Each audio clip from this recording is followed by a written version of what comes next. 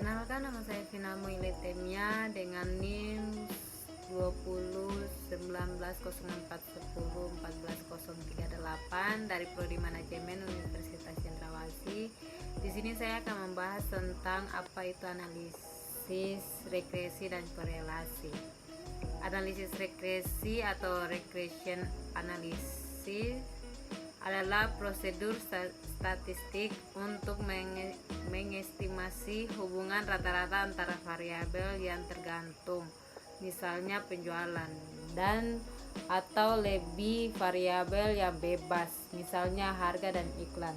Regresi dapat diartikan sebagai usaha memperkirakan perubahan di masa yang akan datang. Manfaat dari hasil analisis regresi sendiri adalah untuk membuat keputusan apakah naik dan menurunnya variabel independen dapat dilakukan melalui peningkatan variabel independen atau tidak. Sebagai contoh, naiknya jumlah penjualan dapat dilakukan melalui jumlah iklan atau tidak. Analisis regresi dibagi menjadi dua, yaitu regresi sederhana dan berganda.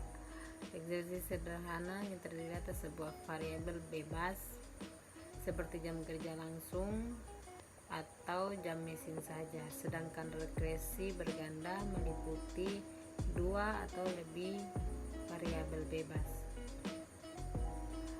Misalnya, sebuah hubungan linier model sederhana menunjukkan hubungan seperti Y sama dengan A tambah BX, di mana A dan B merupakan angka tetap yang disebut koefisien regresi.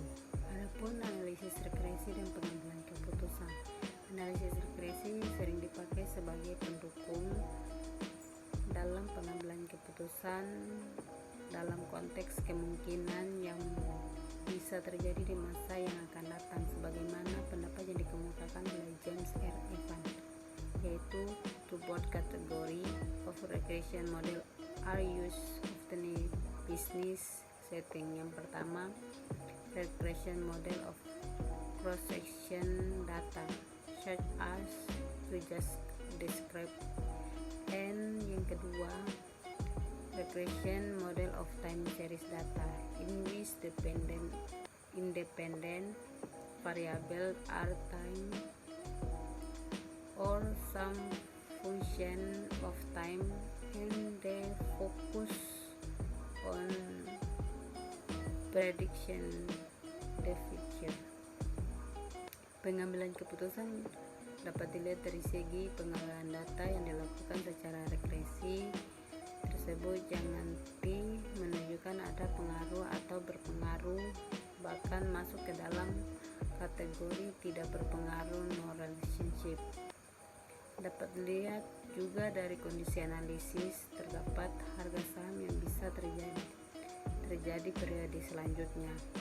Bagi para pemain saham, sering diajarkan untuk mampu memperkirakan kenaikan yang akan terjadi. Artinya, keputusan hari ini dibuat untuk mengambil keuntungan pada masa yang akan datang.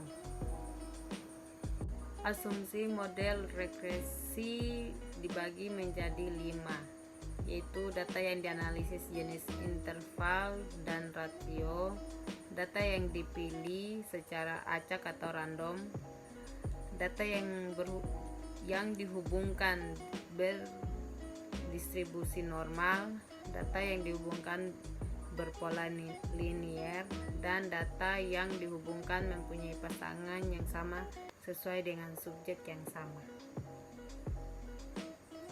Definisi korelasi dan pembagian koefisien korelasi. Analisis korelasi adalah melihat sejauh mana hubungan antar variabel yang teliti.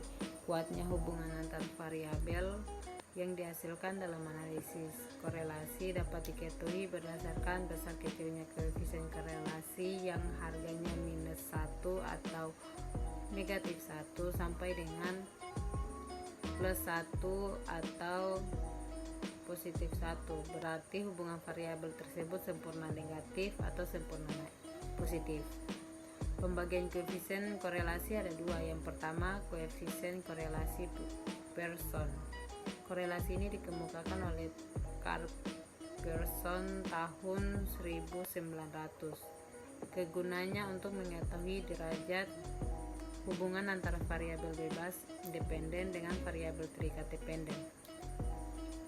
Formula teknik analisis koefisien korelasi mengambil yang paling mudah dipahami untuk pengambilan keputusan, yaitu mempergunakan korelasi person produk momen atau biasa disingkat dengan KPPM.